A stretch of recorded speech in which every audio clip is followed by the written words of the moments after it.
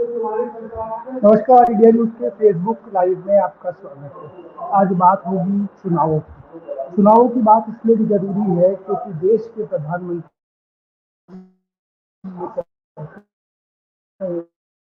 लोकतंत्र का पर्व में चुनाव होते ही रहते हैं। कभी लोकसभा, कभी विधानसभा, कभी राज्यसभा, कभी नगर निगम, कभी पंचायत, कभी मंडल, कभी अध्यक्ष और तमाम ऐसे चुनाव जो कभी न कभी निरंतर चलते रहते हैं। 5 साल का यदि किसी सरकार का कार्यकाल होता है तो उन 5 सालों में यदि वो चुनाव निपटते हैं, यदि वो चुनाव खत्म होते हैं तो उसके बाद कोई दूसरा चुनाव मुंह आए खड़ा रहता है। यदि अभी हम लोकसभा चुनाव को लोकसभा के चुनाव में हम अपनी सहभागिता निभा रहे हैं तो उसके बाद तमाम राज्यों के विधानसभा चुनाव, किन्हीं राज्यों में नगर निगम के चुनाव, कहीं निगम के चुनाव, कहीं मंडल के चुनाव, कहीं पंचायत के चुनाव, कहीं अध्यक्ष के चुनाव, तो ऐसे चुनाव की जो परंपरा है वो चलती ही रहती है।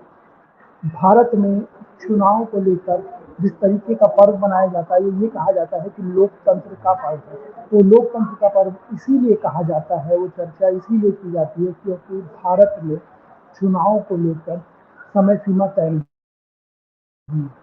हर साल, हर महीने, हर क्वार्टर में चुनाव होते ही रहते हैं। अभी चर्चा लोकसभा चुनाव की करेंगे। लोकसभा चुनाव की चर्चा इसलिए भी की जा रही है क्योंकि 2 बार से सत्ता में भारतीय जनता पार्टी है। केंद्र में भारतीय जनता पार्टी और मौजूदा स्थिति में देश के प्रधानमंत्री नरेंद्र मोदी बतौर प्रधानमंत्री तीसरी पारी खेलने को तैयार है, जिसको लेकर वो जोर लगा रहे हैं, जिसको लेकर वो दम उभर रहे हैं। इसी तारतम्य में छत्तीसगढ़ कांग्रेस और छत्तीसगढ़ बीजेपी दोनों ही पार्टियां अपनी अपनी तरफ से पूरी मेहनत कर रही है, अपनी ही तरफ से पूरा जोर लगा रही है कि सत्ता में कैसे रह जाए या सत्ता में कैसे दोबारा जगह बनाई जाए। बात पहले भारतीय जनता पार्टी की करेंगे जो पिछले 10 सालों से सत्ता में है और सत्ता का केंद्र बिंदु या सत्ता की धुरी यदि कहा जाए तो वो है नरेंद्र मोदी जो देश के प्रधानमंत्री हैं। और दूसरा एक और नाम आता है इस सत्ता के लिए या सत्ता हासिल करने के लिए या सत्ता पाने के लिए जो मेहनत की जाती है बैकडोर से, दूसरा नाम है केंद्रीय गृह मंत्री अमित शाह का। अमित शाह देश के केंद्रीय मंत्री हैं और भारतीय जनता पार्टी का चाणक्य भी उन्हें कहा जाता है।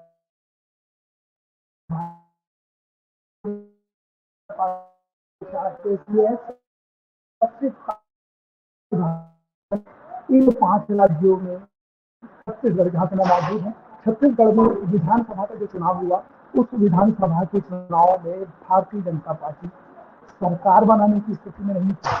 भारतीय जनता पार्टी सत्ता में लौटने की स्थिति में नहीं थी। भारतीय जनता पार्टी 54 सीटें लाने की स्थिति में नहीं थी क्योंकि जो राजनीतिक पार्टी भारतीय जनता पार्टी 15 साल सत्ता में राज करती है वो हार जाती है, 15 सीटों पर सिमट जाती है।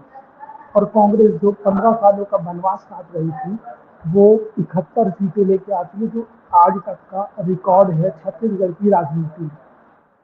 छत्तीसगढ़ में तमाम चुनाव हुए लेकिन इतना मैंडेट किसी को नहीं मिला।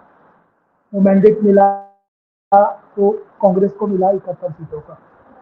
अब जब मोदी की गारंटी की चर्चा की गई, महतारी वंदन योजना की चर्चा की गई, पीएससी घोटाले में न्याय दिलाने की चर्चा की गई, तो ऐसी तमाम योजनाएं थी, तमाम वायदे थे, तमाम बातें थी। इन सब के बीच मोदी की गारंटी थी, मोदी का वादा था।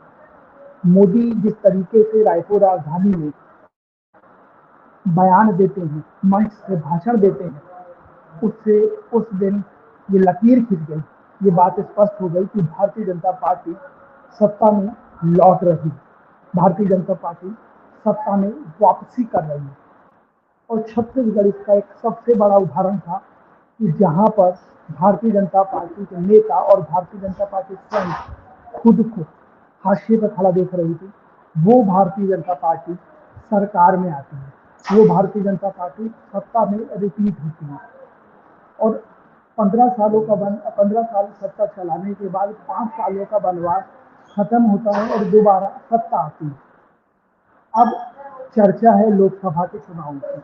अब चर्चा है लोकसभा की उन 11 सीटों की जो छत्तीसगढ़ में, जिसमें से मौजूदा 9 सीटें भारतीय जनता पार्टी के पास हैं और 2 बची हुई सीटें, एक बस्तर की सीट और दूसरी कोरबा की सीट जो कांग्रेस की झोली में।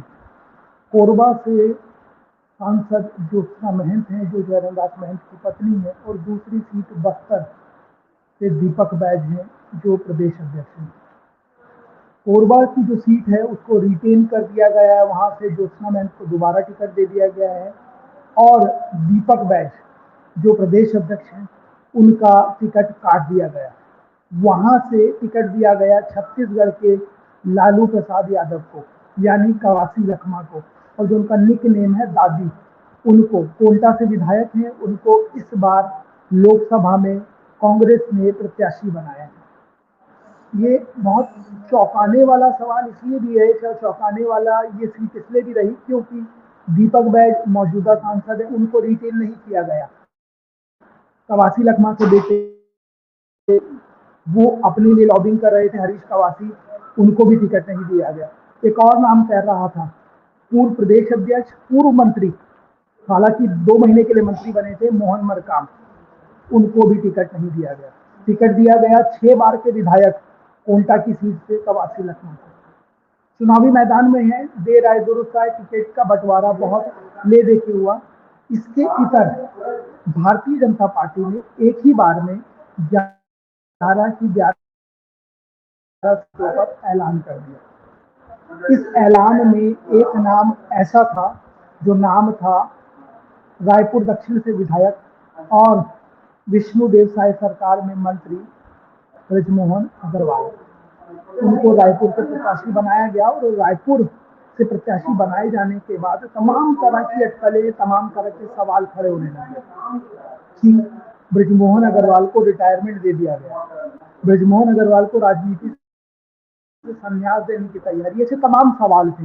लेकिन इन सब के बीच अब जिस तरीके से भारतीय जनता पार्टी प्रचार प्रसार कर रही है, चाहे वो बस्तर हो, क्योंकि पहले फेज का चुनाव बस्तर में है, दूसरे फेज का चुनाव आपका जो मैदानी क्षेत्र है वहां पर, तीसरे फेज का चुनाव जो बची सीटें, एक पहले फेज में 1 सीट पर चुनाव है, दूसरे फेज में 3 सीटों पर चुनाव है, और उसके बाद जो तीसरा फेज है उसमें 7 सीटों पर चुनाव है। तो ये समझना होगा कि आखिर पार्टियों की तैयारी कैसी है। अब की बार 400 पार का नारा जो दिया जा रहा है उसमें छत्तीसगढ़ की क्या भूमिका है? उसमें छत्तीसगढ़ की भूमिका को समझें तो 11 के 11 कमल हिलाकर दिल्ली भेजने का वायदा किया जा रहा है, जिसमें विष्णुदेव साय स्वयं लगे हुए हैं, जिसमें सरकार के दोनों गृह मंत्री, माफ कीजिएगा, जिसमें सरकार के दोनों उप मुख्यमंत्री वो लगे हुए हैं, जिसमें सरकार के जो मंत्री हैं वो लगे हुए हैं, और जो स्वयं चुनाव कर रहे हैं वो भी चुनावी मैदान में। अब खास बात यह है कि चाहे वो किरण देव हों, चाहे विष्णुदेव साय हों, चाहे वो अरुण साहू हों, चाहे वो विजय शर्मा हों, चाहे वो ओपी चौधरी हों, चाहे वो ब्रजमोहन अग्रवाल हों, चाहे वो श्याम बिहारी जायसवाल हों, फेरिस्त बहुत लंबी है कि तमाम लोग चुनावी प्रचार में अपनी जी जान लड़ा के लगे हुए हैं, क्योंकि इस बार कह दिया गया है कि आपको 9 या 10 नहीं, आपको 11 की 11 सीटें जीतनी है।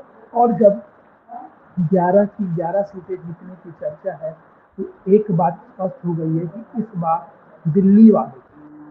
बार दिल्ली के नेता किसी भी प्रकार की कोताही और किसी भी प्रकार की कमी को झेलने के मूड में नहीं। इसलिए कह दिया गया है कि 24 में अब की बार 400 पार में 11 सीटें छत्तीसगढ़ से। भारतीय जनता पार्टी के नेता लगातार दौरा कर रहे हैं, लगातार प्रचार कर रहे हैं, और लगातार मोदी की गारंटी का जिक्र कर रहे हैं कि चाहे वो महतारी वंदन योजना हो, चाहे वो किसी कार्य का जिक्र हो, चाहे वो सबसे महत्वपूर्ण बात है फिर चाहे वो 3100 रुपए धान का समर्थन मूल्य की बात हो, ऐसी तमाम चीजें हैं, तमाम फेरिस्त हैं जिसका जिक्र किया जा रहा है। कांग्रेस भी पीछे नहीं है। छत्तीसगढ़ में हालांकि कांग्रेस के भीतर जिस तरीके की अंतरकलह चल रही है, कभी भूपेश बघेल के खिलाफ, कभी देवेंद्र यादव के खिलाफ, कभी कवासी लखमा के खिलाफ, कभी जो दूसरे और प्रत्याशी हैं उनके खिलाफ, ये तमाम चीजें तो चल रही हैं, लेकिन इन चीजों के बीच एक चीज साफ है कि जो नेता चुनाव लड़ रहे हैं वो नेता ये बताने का प्रयास कर रहे हैं कि हमारी पार्टी में लोकतंत्र अभी जिंदा है, हमारी पार्टी में लोकतंत्र जीवित है। इसलिए किसी के कहने करने से कुछ नहीं होगा। लेकिन यदि तैयारियों को समझे तो एक तरफ भारतीय जनता पार्टी जहां मजबूत नजर आ रही है, वहीं दूसरी ओर कांग्रेस लड़खड़ाते हुए, गिरते संभलते, दौड़ में भाग लेने की पूरी कोशिश कर रही, क्योंकि 90 दिन पहले तक जो प्रदेश के मुख्यमंत्री थे उनके ऊपर तमाम आरोप लगे, उनको उनके खिलाफ दिल्ली पत्र प्रेषित कर दिया गया, उनके जो पॉलिटिकल एडवाइजर थे उनके खिलाफ पत्र लिख दिया गया, पार्टी के कोषाध्यक्ष के खिलाफ पत्र लिख दिया गया, बस्तर से जिनको प्रत्याशी बनाया गया कवासी लखमा, उनकी नार्को जांच कराने की बात कर दी गई, देवेंद्र यादव के खिलाफ धरना प्रदर्शन पर बैठ गए कांग्रेस के नेता, और प्रदेश अध्यक्ष दीपक बैज के खिलाफ भी पत्राचार कर दिया गया।